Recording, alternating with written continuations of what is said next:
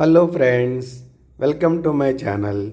ఈరోజు మనం బెండకాయ పెరుగు పచ్చడి చేయడం ఎలాగో చూద్దాం. బెండకాయ పెరుగు పచ్చడి. ముందుగా బెండకాయని ఇలాగా చిన్న చిన్న ముక్కలుగా కట్ చేసుకోవాలి. కట్ చేసుకుని మూకిట్లో వేయించుకోవాలి. మూకిట్లో వేయిస్తున్నప్పుడు కొద్దిగా పెరుగు చుక్కేస్తే ఆ బెండకాయ ముక్కలు జిగురుగా అంటుకోకుండా ఉంటాయి. అందువల్ల కొద్దిగా పెరుగు చుక్క వేయండి. తర్వాత మనం ఇలాగ పెరుగు పచ్చడి చేసుకుంటున్నాం కాబట్టి పెరుగుని ఒక బౌల్లో తీసుకోండి. ఇలాగా తీసుకుని కొద్దిగా ఉప్పు కూడా కలపండి. తగినంతగా ఉప్పు పెరుగులో కలపండి. బెండకాయ ముక్కలు వేగిన తర్వాత అప్పుడు ఈ పెరుగులో వేయాలి. ముందుగా మనం బెండకాయ ముక్కలు మూకిట్లో వేయించుకుంటున్నాం. నూనె తక్కువగా వేసుకోండి, లేదంటే ఎక్కువగా వేసుకుంటే తొందరగా వేగిపోతాయి. తర్వాత మనం ఎలాగ వాడ్చుకుందాం. అల్లం పేస్ట్ తీసుకోవాలి. అల్లం పేస్టు, తర్వాత పచ్చిమిరకాయ కారం కూడా పచ్చిమిరకాయలు, కొద్దిగా ఉప్పు, జీలకర్ర వేసి మిక్స్ చేసిన పచ్చిమిరకాయ కారం కూడా తీసుకోండి.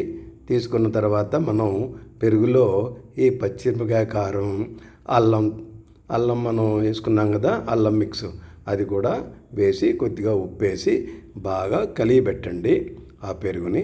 ఈ లోపల మనకి ముక్కలు వేగుతున్నాయి కదా, అందులో కూడా కొద్దిగా ఉప్పు వేసి ముక్కలు వేగిన తర్వాత కొద్దిగా ఉప్పు వేసి ఆ బెండకాయ ముక్కలు తీసేయండి.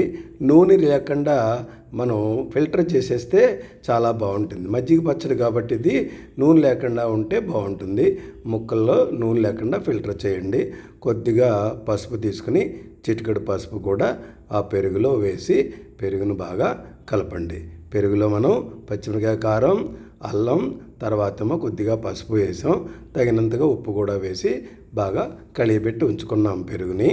ఇప్పుడు ఆ బెండకాయ ముక్కల్ని, నూనె వార్చిన బెండకాయ ముక్కల్ని ఈ మజ్జిగలో వేసుకుంటామన్నమాట.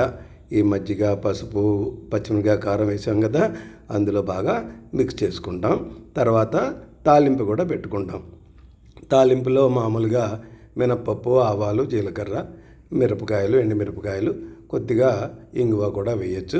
ఆ తాలింపు కూడా మనం ఫిల్టర్ చేసేసుకుంటే నూనె లేకుండా ఉంటుంది. మజ్జిగ పచ్చడి కాబట్టి నూనె ఎంత తక్కువ ఉంటే అంత బాగుంటుందన్నమాట. అందుకని చెప్పి తాలింపులో కూడా నూనె తీసేసాం.